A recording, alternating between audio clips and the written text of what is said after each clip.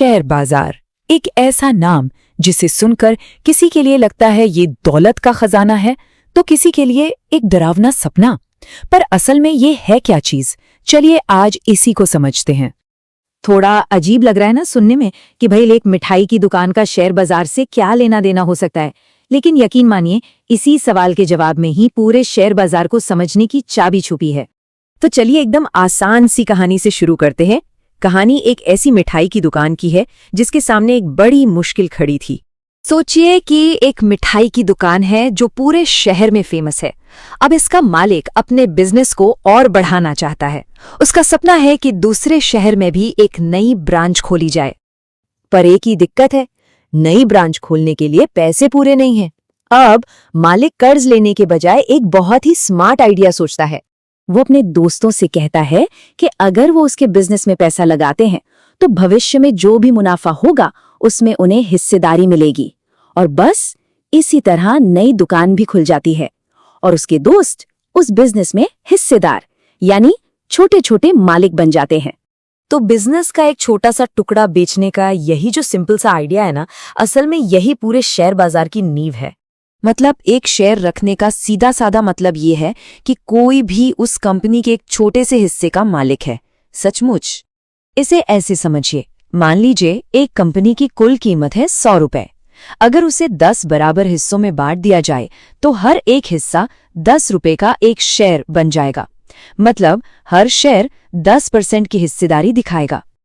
ठीक है, तो एक शेयर की अपनी एक कीमत तो हो गई, पर सवाल ये है कि ये कीमत ऊपर नीचे क्यों होती है, कैसे होती है? देखिए, शेयर बाजार भी किसी दूसरे बाजार की तरह ही काम करता है, डिमांड और सप्लाई के सबसे बेसिक नियम पर। जब खरीदने वाले ज्यादा होते हैं तो कीमत बढ़ जाती है और जब खरीदने वाले कम होते हैं तो कीमत घट जाती है। बिल्कुल सीधा सा हिसाब है। गर्मियों में एयर कंडीशनर के बारे में सोचिए।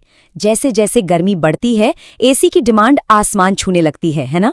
अब ये उन कंपनियों के लिए तो अच्छी खबर है जो एसी बेचती हैं और इसी वजह से उनके शेयरों की मांग भी बढ़ जाती है। तो जब किसी शेयर को बेचने वालों से ज्यादा लोग खरीदने वाले हो तो एक तरह से बोली लगनी शुरू हो जाती है।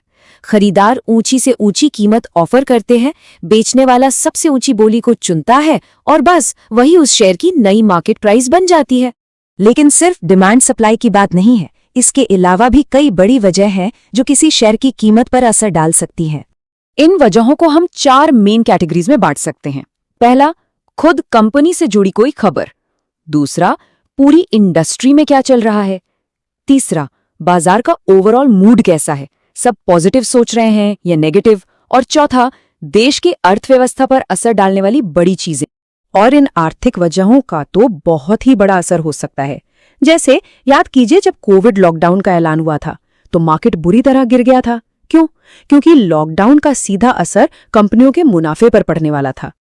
अच्छा, तो अब सवाल ये उठता है कि ये शेयर आखिर खरीदे कहाँ से जाते हैं? देखिए, ये इस बात पर डिपेंड करता है कि वो शेयर नए हैं या पुराने। इसे ऐसे समझिए, प्राइमरी मार्केट अमेज़न की तरह है। यहाँ कंपनी पहली बार अपने शेयर सीधे जनता को बेचती है, इसे आईपीओ कहते हैं। और सेकेंडरी मार्केट ओएलएक्स जैसा है। यहाँ निवेशक आपस में उन्हीं पहले से मौजूद शेयरों को एक दूसरे से खरीदते बेचते हैं। अब इतनी सारी खरीद बिक्री का हिसाब रखने के लिए बाजार को एक सिस्टम की जरूरत पड़ती है, एक ऑर्गेनाइज्ड जगह की जिन्हें एक्सचेंज कहते हैं, और एक स्कोरबोर्ड की भी। भारत में 2 मेन एक्सचेंज हैं, बीएसई यानी बॉम्बे स्टॉक एक्सचेंज और एनएसई यानी नेशनल स्टॉक एक्सचेंज। और बाजार की सेहत कैसी है ये पता चलता है इंडेक्स से, जैसे सेंसेक्स और निफ्टी 50। ये इंडेक्स एक तरह से पूरे बाजार के स्कोर बोर्ड का काम करते हैं। और पता है, ये जो आज इतना बड़ा इतना कॉम्प्लेक्स सिस्टम है, इसकी शुरुआत 400 साल से भी पहले हुई थी और आइडिया बिल्कुल हमारी मिठाई की दुकान वाला ही था। एक बड़े सपने को पूरा करने के लिए भविष्य में हिस्सेदारी बेचकर पैसा जुटाना। और बस यही है शेयर बाजार का मूल सिद्धांत। ये पूरा का पूरा सिस्टम एक मिठाई की दुकान जैसे ही एक सीधे साधे विचार से शुरू हुआ था, एक बड़े आइडिया को हकीकत में बदलने की जरूरत। तो अब सोचने वाली बात यह है कि आज वो कौन से बड़े आइडियाज हैं जो बाजार को चला रहे हैं।